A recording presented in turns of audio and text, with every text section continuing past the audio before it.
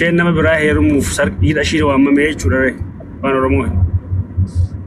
Eenyu heerumee dammoo?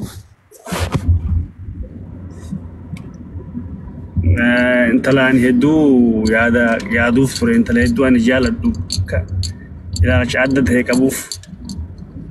Wallahi bal. Maakii ati bultii jaarrachuuf jedhamtu hin turre tokko iseen ture bira achi booda hin dhigeenye bakka akkuma tokko hin dhigee.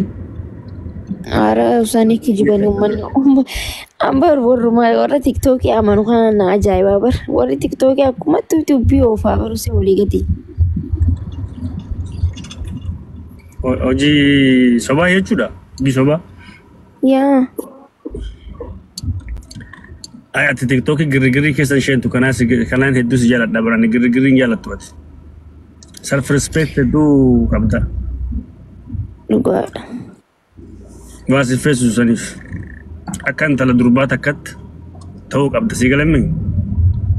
Dhugaadha galatoomii Lijiyaasu. Maali yootu fuuldura keetti bultii jaarrattee maatii horattee abbaa manaa qabaattee waan hedduu fuuldura kee waan jiruuf yeroon dargaggummaa kun immoo sigalee Inshallah sungana waggaa 3 booda waggaa 2 booda inshallah. So what I want to say is girigirri yeroo goonullee dhaabannee yaaduu qabna maal jennee maal dubbanne si galamee. Galatoomii Lijiyaasu akkamati? Wallahi biyya abbaat kun kinoo akkuma agartuu alhamdulillah hamaan hin jiru garuu yaa Oromaa gadi fiigachaa jira dalagaa olii gadi fiignaa. Biyya ofii yaaduu malee yoo ta'e warra ofii fira ofii yaaduu alaa yoo ta'e malee alhamdulillah gaarii wallahi mishaa biyya Sooriyaa gaarii ameenyaan qabu. Nagihaan baanee nagihaan sheenaa jirra wallahi alhamdulillah. Kaayiroon akkam? Kaayiroo kun akkam si qabee? Kaayiroo bareedaadha. Bareedaan Kaayiroon hedduu namatti tolti bar. Kaayiroon hedduu namatti tolti. Homaan jettu Kaayiroon jirra kunoo. Jiraadhu. Hamaa kee dhigahuun barbaadu wallahi. Si qofaaf hin taane uummata kiyya sabaaf sablamni kiyya hamaa eenyu tokkollee dhigahuun barbaadu. Biyya keenya rabbi nagaa haa buusu. Toomanaaf guyyaa meeqa haafi? Guyyaa 17.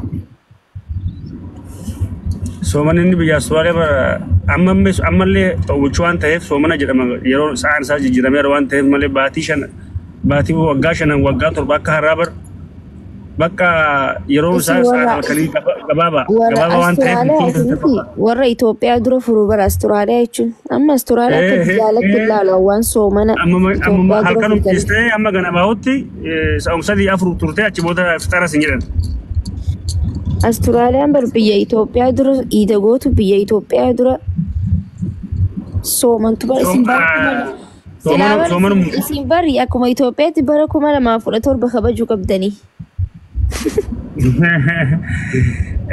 Dhugaa baanta wallahi dhugaa baanta garuu uummata tana warra uummata shooxaana kana abbaan bushu ikonoomii biyyattiilleedha hin ayyama waan akkasiin godhan malee. Amma iidaa fi arafaan beekamii kaalandara biyya kanarratti akka mootummaan nu galmeessu gaafachaa jira akka koominitii afooshoo uummata harargeetti hedduu baay'ataa gaafachaa jiran ijoolleen asitti dhalattee guddatte mootummaa gaafachaa jira kaalandara akka nu kahan. Dalagaa akka dee'oo fi akka ta'u jechuudha. Guyyaan boqonnaa uummata abbuu fedhellee amantaa fedha mudala guullee guyyaan sarabireetii iida guyyaan musliima waan ta'eef kaalandara keessa akka gashan. Okay, bareedaadha laki. Ani kanin jo'aati turtee meera achi erga deemtee. Ani akkuma kee kana baqataa biyya biraa keessa qaba amma as ta'ee kan gaggaaru as deemee ani waggaa 14 ta'ee nama ta'ee bar. High school life, street life asitti fite. You know high school life, street life asitti fite. Okay. Nama torbatanee ergo takka dhufne tokko keenyallee afaan hangefa waan beeku. How are you illee waan beeku. Me going to Australia and getting Bole airport keessa sheenee federaalli kasi deemaa jirta wanna mitteeru Australia raan jedhu no si tikeetu naan jedhu Tikeeta sadiin qaba jechuudha. Tokko Singapuurii, tokko Taayiwaanii, Taayilaandii, tokko immoo inni sadaffaa immoo Austraaliyaa. Lakki Singapuur deemaa jirta bara ammaaf naan jedhe. So yaa ijoollee qabnu hedduu akkuma keessan kana nama baqataa jira. Nama waggaa 18 ol ta'e fudhachuulee inni dandeessaa gariin jabaata. Karaa rufujee lafa ture nama ispoonsara argattu ispoonsara jabaa waraqaa olii gadi isheenee si agalaabate si gaafatu.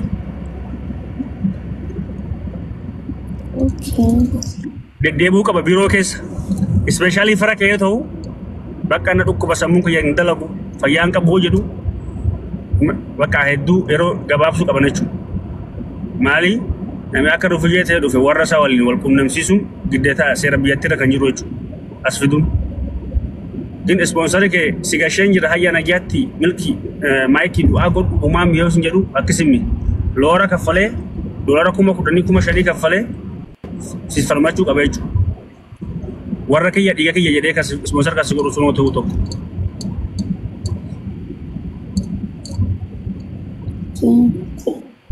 Depending you sponsor okay depending your sponsor.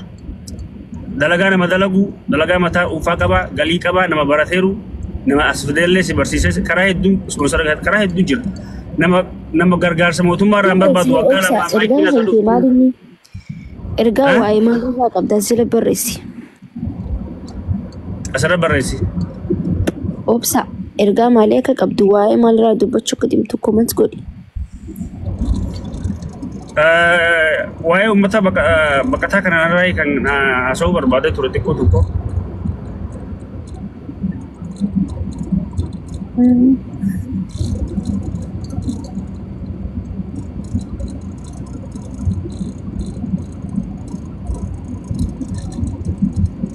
Karena ada bers makina intel yaltin dulum tu wal tahu berbeda tu memang. Haye makisha makastisha yani ni bar.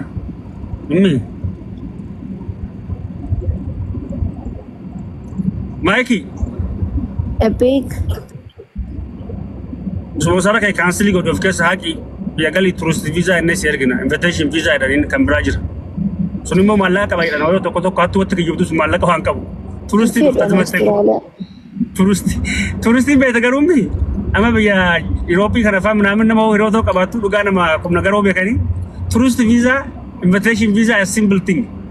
Har ofi ayo ofi bulanya no fi dindam. Tourist visa itu invitation visa itu jaja astese debi wachu. Visa eta $3 kuma la malle afro. Kan kafalam kaciboda tiketu makai kafa nama waraka sedera biya kana kabu biya aciyo kabatani waraka dalaga ufasani kabatani mana kiful afurisa dio kabatani nama motumara tarkate jira do to buju ka post ko ti barresta ati biya tingalis nyata ni motumman ku sinyata adda betai aci ba wala mal beragala Australia dukta kan annan kangaru dukta Bismillahirrahmanirrahim. Sorry, I just kidding. I just playing around. Assalamualaikum warahmatullahi wabarakatuh. Obalinti ya galatomi maki bagana galchite. Dr. Muhammad Had Abdulle namni bayne nijira jehadu nama yoro jalqabatif tafsira Qur'ana afaan Oromootiin barreesse. Lupa. Duradur suuraan tun suuraa makkaati fajiusani inna kitaaba saasantu ilma isaa ni jira ilma isaa kun Khalid Muhammad Abdulleeti ilma isaa kanaatu kitaaba kan ama sadii oliif irratti lafee hojjete ilmi isaa kun amma beeki nama guddaadha nama gannaa 61 na fakkaata nama guddaadha hedduudha hedduu xiqqishoolee irra wal agarree odumaa soo jiruuti inni tokkiin isa baasee kute ergaa sana doobe kan hin gayatin. Kitaabni kun amma eebbaaf dhiyaatee jira. Finfinnee hoteela Ililliitti qophaa'ee jira. Walaakin garuu ani amma Harareen jira. Garuu achirra dhaqee hirmaachuu hin danda'u. Kitaaba sana gubbatti argamuu hin danda'u. Garuu maaliin godhuu danda'a? Asii viidiyoo sana nama poostii godheetiin jira. Maakii atilleen akka viidiyoo irratti hojjettee akka waa'een akkasitti akka namni hedduun irratti hirmaatee seenaa abbaa keenyaa seenaa shayyaa keenyaa kana akka namni hedduun qooda irraa fudhatu nama tile kana gubbaranii obboleeyyan keenya kaasee jiran kunis anis viidiyoo poostii godhasan gubbaa sheershee godhanii akka namni hedduu biraan nu gaheenii akkasitti akka ergaan kun nama baay'ee bira nu gahu akka nu gootuuf hin dhufee siin jaa obboleessitti jamaa jetta. Dhagaanii jiran kunoo gaayis deemaa duwit godha. Video isaanii poostii duwit godha. Video isaaniis agarra sooshaal miidiyaa tokko irratti tiktook irratti. Taatee feesbuuk irra maxxansinantis. Ismaa'eel sanarratti agaruutti ture sheerii godhutti. Hayyee taatee ni hojjanni goona ishee galatoomii gosa. Taatee obboleessitti galatoomii.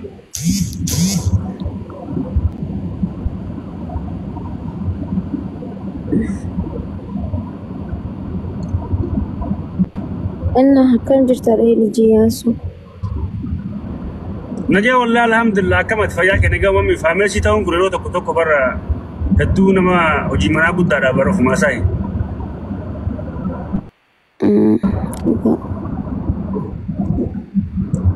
Mata wanni dhabeeru wanni ta'uun mata rakkatee wanni isaanii maal jedhama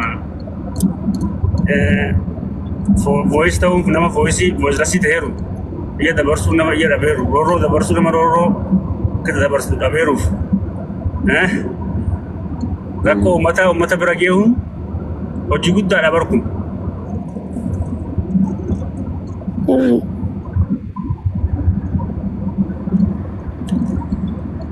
Malee rabbiin waanuma bara yaadde waanuma garaa kee rabbi beeka namni haajaa namaan baasu rabbitti haajaa namaan baasa rabbi haajaa keessaa haa baasu aamin jedhi qabadhu ullee wallo tokko du'aa gooti namni haajaa samaan baasu namni si godhee sin immoo waa sin quusu haajaas waa sin baasu rabbi haajaa keessa sin haa baasu namni namoota haajaa qabdan as keessa jiraattan du'aa irra jirtan rabbi kadhachaa jirtan waan rabbi irraa barbaaddan hundi keessan argadhaa jechuun barbaada. Ay galatoomii. Dhala namaa kennuun kaffaltii nama kaffalchiisu waan qabu. Assalaamu alaikum jettuuni nama tokkoon waan adabbis adabu waan qabu. Kanaafuu fikir lasoo masdaf kifiyyaa yelloo kaffaltii waan qabu nama jaalala kennu nama kabaja kennu.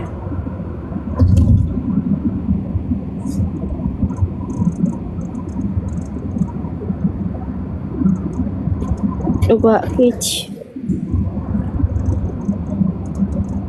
Malee biyya keenya rabbi haa toshu biyya keenya rakkatee biyya keenya edaa biyya keenya akka biyya namaa biraas ta'e biyya keenya asin buqqaannu turre finoo biyya ormaas dhufnee nyaannee illee garaa hin guutuu bara. Yeroo nyaadhee dhugullee warra kiyyaa yaada. Yeroo takka jallee yaada yeroo tokko nyaatan ta'a hin dhugan ta'a.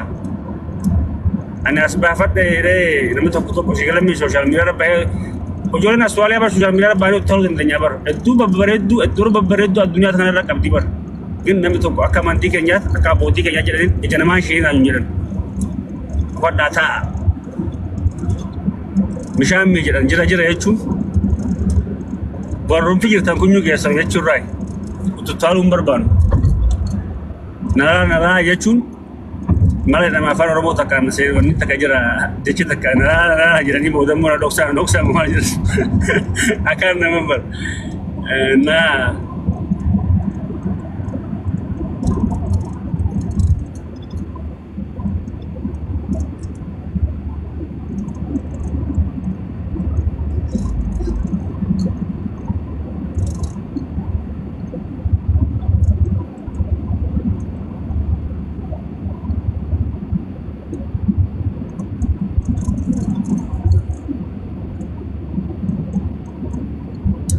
Maki ya guyyaan gaarii konkolaataa leenjisaan jira kaameraan bakka jiru jahaan jira bakka warri kaameraas bilbilas maalis keessa makiinaa namaa laalan jirani teknooloojii isaanii teknooloojii badaadha. Okay, sitti haa tolu. Hin badin garuu. Ishi, thank you. Hai.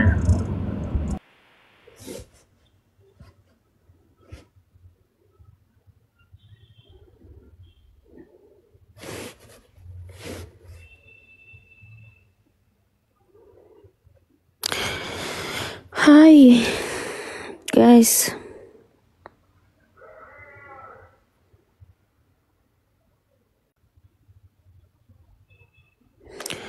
akkam jirtan akka bara nagaa qabdu fayyaadha.